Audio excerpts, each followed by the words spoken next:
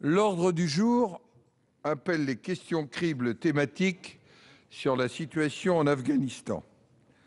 L'auteur de la question et le ministre pour sa réponse disposent chacun de 2 minutes. Une réplique d'une durée de 1 minute maximum peut être présentée soit par l'auteur de la question, soit par l'un des membres de son groupe politique. Je sais que chacun des orateurs aura à cœur de respecter son temps de parole.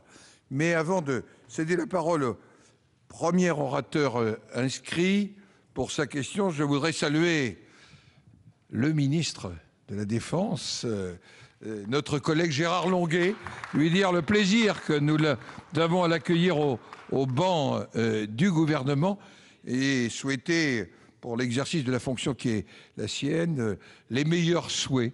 Monsieur le ministre, c'est avec grand plaisir que nous vous accueillons pour la première fois dans cette fonction ici, dans cette maison qui est aussi la vôtre. La parole est maintenant à notre collègue Jacques Gautier pour le groupe Union pour un mouvement populaire. Merci, Monsieur le Président, Monsieur le Ministre, mes chers collègues.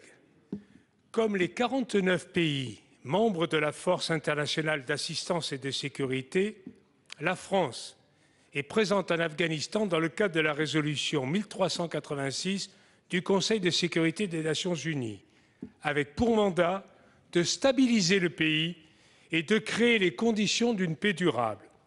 Comme le rappelait François Fillon, nous poursuivrons notre stratégie de sécurisation, de reconstruction et de stabilisation des autorités et de responsabilisation des autorités afghanes. Cet effort de la communauté internationale pour sécuriser le pays, former et encadrer l'armée, la police et l'administration afghane commence à porter ses fruits. Pourtant, les médias occidentaux ne parlent que d'attentats, de dommages collatéraux et de soldats tués. Vous me permettrez d'ailleurs de saluer le courage de nos troupes sur place. Les médias ne parlent jamais de cette reconstruction qui se fait vallée par vallée. 2300 ONG présentes, 300 internationales, 35 françaises. Les médias ne parlent pas non plus de toute la coopération civilo-militaire française ou des PRT américains qui font un énorme travail. Construction d'infrastructures, réhabilitation d'écoles, de bâtiments administratifs, un terrain de sport à Tagab, au sud de la Kapisa, construction d'un tribunal à Nijrab, c'est le symbole de l'État afghan qui est de retour, aide à l'agriculture, et vous savez que c'est un secteur clé de l'Afghanistan, où nous multiplions aussi les réalisations dans ce domaine, avec la fourniture d'engrais, mais aussi des infrastructures hydrauliques, et puis des stylos de stockage sans lesquels les Afghans ne peuvent pas conserver leurs produits et doivent les brader.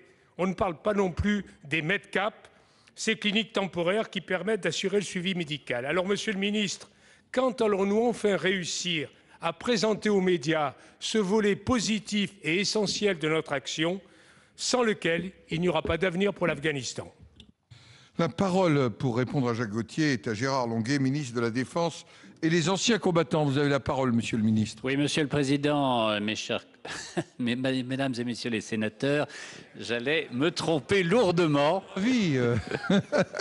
J'allais me tromper lourdement. Je voudrais dire à votre collègue Jacques Gautier que son expression est parfaite, son observation est légitime, elle est forte et elle recoupe d'ailleurs le point de vue de tous les observateurs qui constatent sur le terrain le formidable travail construit par les forces mobilisées au titre de la résolution 1386 de l'ONU, car il s'agit bien d'une action internationale. Je voudrais à cet instant parler de la France, parler du ministère de la Défense, puisque vous interrogez le ministre, et dire que le chef d'état-major et le service de communication du chef d'état-major de nos armées organisent le plus systématiquement la présence des journalistes qui le souhaitent en Afghanistan en général et naturellement dans les secteurs dont nous avons la charge, sur Obi et Kapisa. Pour vous donner des indications quantitatives, il y a d'une façon constante, en moyenne, 2 à 3 journalistes français présents sur le terrain. L'année précédente, ce sont 64 médias français différents qui ont pu, grâce au service de communication du CEMA, être présents sur le site et partager non seulement la vie de nos soldats, mais également accéder à chacun de leurs interlocuteurs afghans qu'ils souhaitaient rencontrer. Ce sont au total, je crois, plus de 200 journalistes qui ont été présents sur ce terrain. C'est à eux ensuite qu'il appartient d'opérer un choix.